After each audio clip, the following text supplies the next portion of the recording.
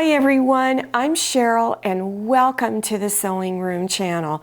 I'm going to demonstrate how to make a quilt block that has a heart shape to it. You can use any colors that you want. Now I'm using 100% cotton quilting fabric. And you don't have to do it in red or pink to make a heart.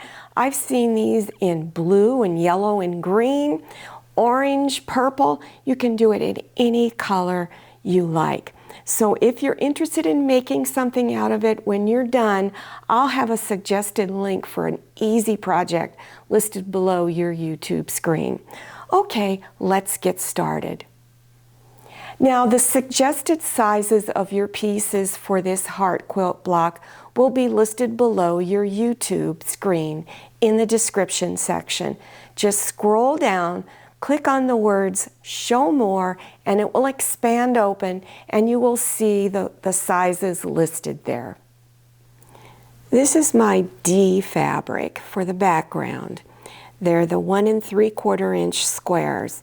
You want to draw a line from corner to corner. So I'll use a ruler. It makes it a lot easier and it's a lot straighter. And then draw corner to corner. So do it on all of your 1 3/4 inch squares for the background. This is my A fabric here, the pinkish, reddish pink color. Take 2 of your squares and put them on opposite sides. So you've got one on each end. Your drawn lines are going to come from the bottom, up, and in. So make sure they're both coming in this way. Don't have them both going in different directions like this. They want to come up and in. And then go ahead and pin it down. Then when you stitch, this is real important so that it comes out fairly even, is that you stitch on the outside of your drawn line, but real close to it. Not on top of it, but real close on the outside of the drawn line. You do that on both sides. Then, after you've done that, take a ruler or measure it and cut with your rotary cutter or scissors your seam down to 1/4 inch wide. Then after you've cut, take that seam that you've cut, turn it under, and then press it flat. And you do that on both sides.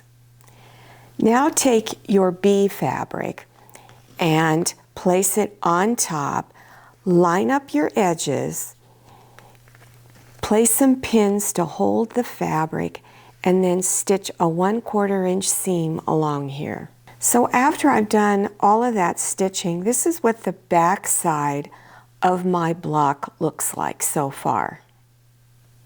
So make sure you make 2 of these, what we've completed so far.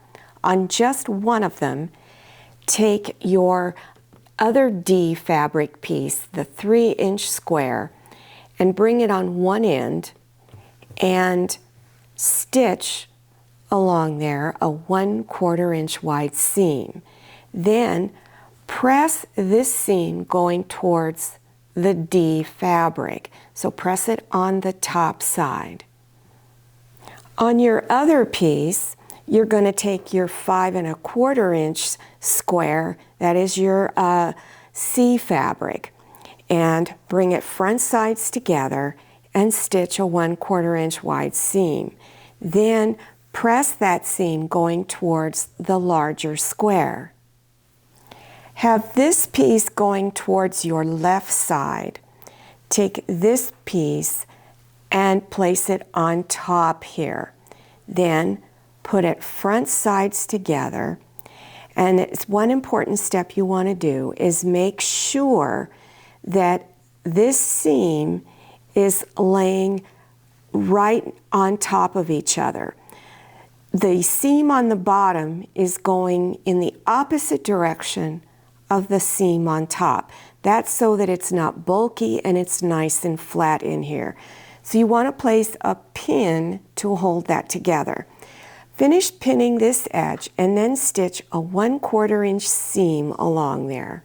So after stitching, you want to press that long seam on the back side and then turn it over to the front, and you're going to press the seam on the back side going towards this strip up here, and then you are done.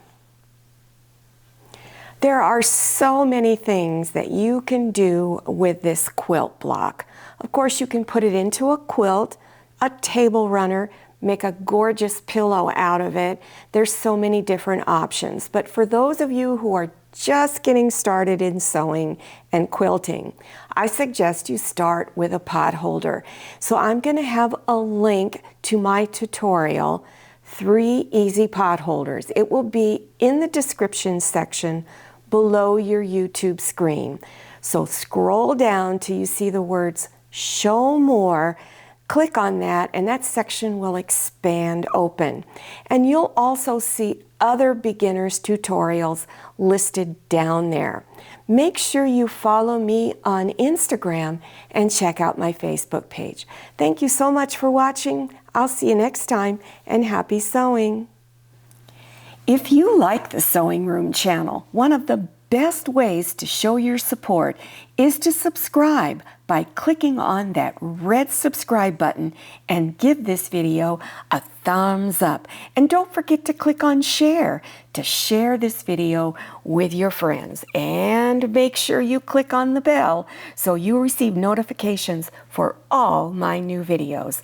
I'm Cheryl, this is Manny, and this is Scotty. See you next time.